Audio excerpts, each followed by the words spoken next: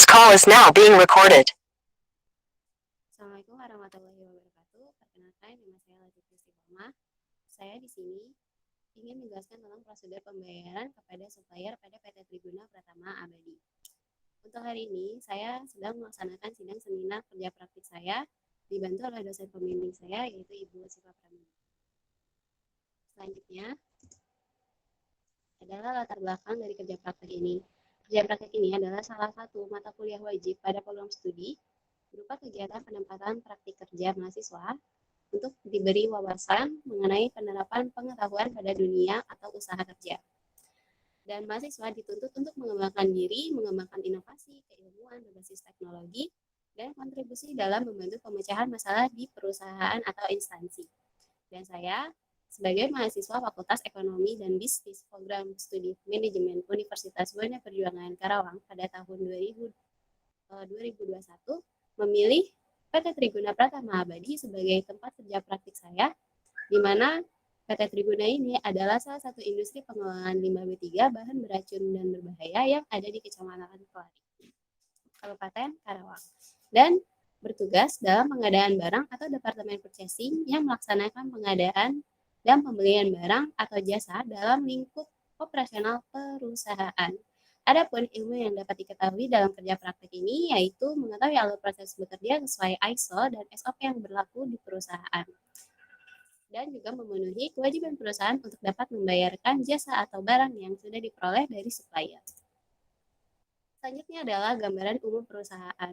Untuk PT Triguna Pratama Abadi ini didirikan di tahun 1989 hingga atau 1990. Jadi ini tuh dia didirikan di bulan November. Ya, bulan November, tapi akta pendiriannya itu di bulan Desember.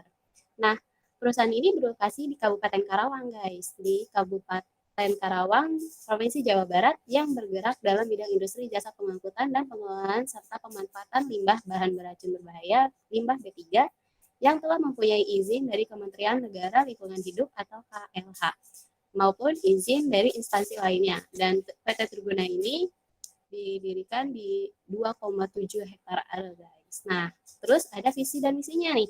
Nah, visi misinya yaitu menuju perusahaan yang profesional dan berwawasan lingkungan, dan misinya itu menciptakan lapangan kerja dengan sistem padat karya, memberikan manfaat, nilai positif bagi lingkungan, menyukseskan program pemerintah melalui Kementerian Lingkungan Hidup, yaitu 3R, yaitu reuse, reduce, dan recycle.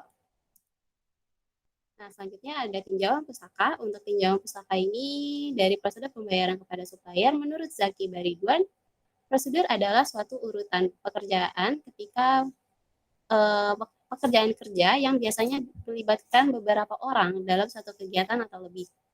Dan hal ini disusun untuk menjamin adanya perlakuan yang seragam terhadap transaksi perusahaan tersebut. Nah, terus dia ada sistem pembayaran menurut Pramono, yaitu pola bertransaksi ekonomi yang terus mengalami perubahan, kemajuan teknologi dalam sistem pembayaran, penggeseran peranan uang tunai atau currency sebagai alat pembayaran non-tunai yang lebih efisien dan ekonomis. Dan yang terakhir adalah supplier. Nah, menurut Fauzi, pemasok atau yang biasa disebut dengan supplier ini merupakan suatu perusahaan atau individu yang menyediakan sumber daya yang dibutuhkan oleh beberapa perusahaan dan para pesaing untuk memproduksi barang atau jasa tertentu. Lanjut, ada alur proses pembayaran kepada supplier. Dari sini kita bisa lihat di tanahnya ada ROACC, PO, dan BBK. Dan hal ini harus dilakukan secara berurutan atau tidak boleh diloncat, karena jika ada prosedur yang masih belum di ACC dari atas, maka kita nggak bisa proses. Dan hal ini yang diterapkan di perusahaan dan juga harus disertai dengan hard file maupun soft file.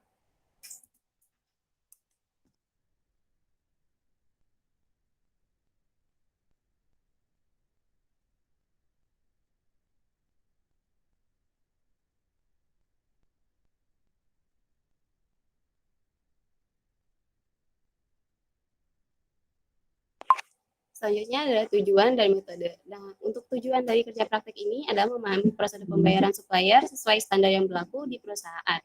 Dan adapun berkas pemenuhan berupa hard file maupun soft file sebagai bentuk pengajuan. Setelah itu yang kedua ada memahami prosedur pengadaan dan pembelian barang sesuai dengan standar yang berlaku. Yang ketiga ada memahami cara membuat dan menghitung memperoleh izin pengadaan barang atau purchase order. Setelah itu ada mempelajari memahami penyusunan RAB atau rencana anggaran belanja untuk memenuhi proyek pengadaan dan pembelian barang dalam jumlah besar atau vendor supply. Setelah itu ada memahami administrasi yang ada di Departemen Purchasing. Dan yang terakhir ada memahami pengarsipan dokumen purchasing untuk audit perusahaan. Setelah itu ada metode, dan untuk metode yang saya lakukan di dalam kerja praktik ini adalah library research metode, yaitu dengan mengetahui gambaran atau keadaan sesuatu yang mendeskripsikan detail mungkin dengan adanya fakta. Setelah itu, informasi ini dikumpulkan ada dari penelitian terdahulu, buku, jurnal, dan internet. Setelah itu untuk laporan kerja praktiknya menggunakan metode data primer berupa wawancara dan observasi.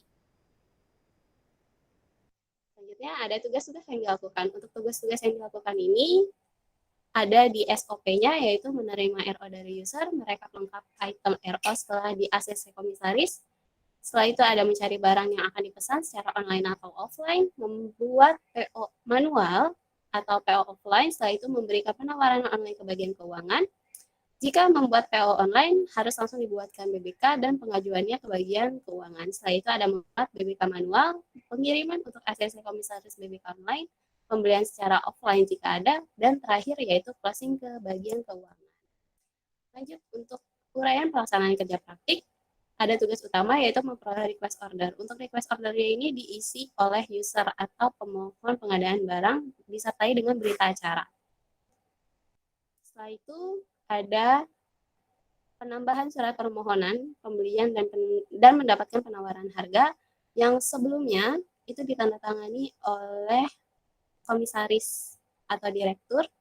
Setelah itu adanya penawaran harga, dan penawaran harga ini kita bisa cari di beberapa supplier-supplier yang sudah biasa kita datangi atau langganan gitu ya. Nah, untuk hal ini juga di-scan, hard file ini di-scan dan dibuatkan dalam satu file dengan judul pengajuan PO nomor sekian untuk logistika atau untuk HSEK atau untuk HRJEK. Setelah itu disertai dengan nomor dan nama barangnya. Nah, untuk yang saya perlihatkan di sini itu ada pengajuan PO untuk logistik. Nah, setelah itu ada pengajuan PO di dalam sistem perusahaan di TPA stripnewtenanjayagroup.com/home. Nah, untuk ini menggunakan login akun staf per departemen. Jadi, setiap per departemen itu akunnya beda-beda. Lanjut. Nah, setelah itu ada login yang langsung dibuatkan PO atau purchase order, dan di sini ini hanya tampilan tampilan bagian luar dari hard file-nya. Jadi ini diisi dengan tanggal order, tanggal butuh, note. Nah, untuk note ini biasanya ada tulisan di bagian terakhir.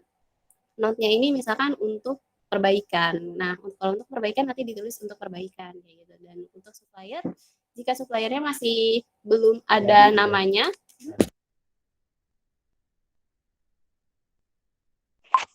jika nama suppliernya ini belum ada namanya atau belum terindikasi transaksi oleh kita, bisa ditambahkan di bagian data master, yaitu ada di bagian terakhir sistemnya. Setelah itu ada nomor referensi, ini diisi oleh kita, dan nomornya ini ada HRGA, ada log, dan ada QHSE. Nah, setelah itu ada nomor referensinya ini ditulis. Jadi setiap nomor referensi itu dia punya beberapa item. Nah, untuk beberapa itemnya kita langsung ke yang nomor 6, ada gambar 8, foto pengisian item untuk pengajuan purchase order.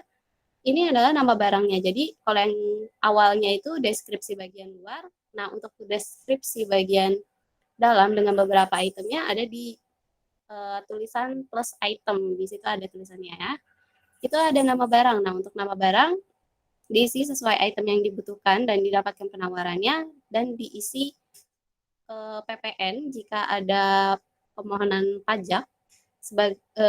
Kebanyakan sih kalau di kita tuh dia nggak ada sekian persennya, tapi dia kalau misalkan dipencet yes atau no, dia bakal langsung di transaksinya bakal langsung terakumulasi dengan baik. Dan untuk pilih filenya, nah ini untuk pilih filenya ini yang tadi kita sudah scan itu dimasukkan ke sini, lalu simpan. Nah, jika sudah selesai maka direkap di dalam daily report items. Ini adalah yang terbaru ya fotonya. Jadi ada yang lama, ada yang baru. Nah, kalau yang ini yang baru, yang terbaru, ini ada online, ada offline juga, terdata di sini.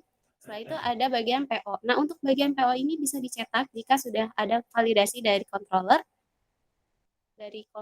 Setelah itu untuk yang under 10 juta atau di bawah 10 juta itu di ACC-nya oleh direktur. Untuk yang di atas 10 juta itu di ACC oleh komisaris. Dan jika sudah selesai sampai tulisan oke di dalam sistemnya itu, maka PO tersebut bisa langsung dicetak dan dibuatkan BBK manualnya. Nah, ini adalah contoh BBK manual, diisi sesuai dengan permohonan PO yang sudah di ACC. Jadi ada keterangannya itu untuk pembayaran apa-apa, jumlahnya berapa, jika ada PPN-nya dimasukkan, setelah itu dijumlahkan sesuai dengan yang harus dibayarkan ke supplier tersebut. Setelah itu ada tulisan dibayarkan kepada itu untuk supplier. Setelah itu untuknya itu adalah bagian departemen atau user yang dibutuhkan.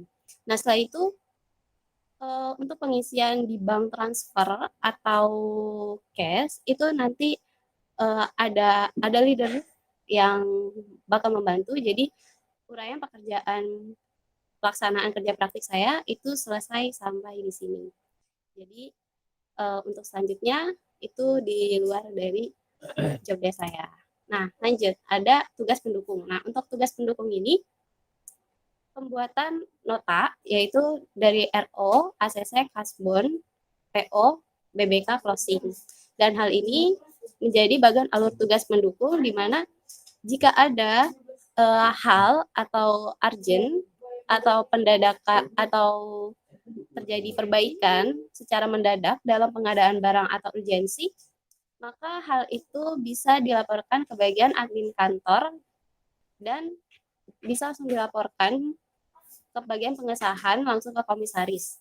Nah, setelah itu ada hard file dan soft file yang harus dimasukkan, yaitu ada RO ACC, PO, Kasbon, ACC, Kasbon ACC, BBK ACC, dan laporan terakhirnya berupa closing Kasbon yang diberikan ke bagian keuangan dan ditampilkan ke sistem lagi untuk PO-nya. Lanjut, setelah itu ada permasalahan dan solusi. Karena biasanya tuh ada keterlambatan kan, jadi dari peng-ACC-nya dari kita udah kita kirim ke pusat berupa hard file-nya, terus belum di ACC, sedangkan di kita sudah harus sangat dibutuhkan. Jadi hal ini kita juga bakal jadi nilai negatif di mana kalau misalkan barang tersebut sudah diproses tapi peng-ACC-nya belum kembali ke departemen kami. Nah, setelah itu untuk solusinya itu dari kita dibuat salinannya, setelah itu di print dan di print. Setelah itu kita baru bisa kirim ke komisaris lewat admin kantor. Setelah itu di ACC. Jika sudah di ACC kita bisa bikin PO. Jadi kita baru bisa bikin PO tuh kalau sudah ada ACC. Nah, setelah itu diisikan kasbonnya. Untuk yang saya ambil ini kasbon mendadak ya, urgent, berupa Pertalite 400 liter. Dan kasbon ini juga di-scan, terus dikirim lagi ke admin kantor untuk selanjutnya diteruskan ke bagian komisaris.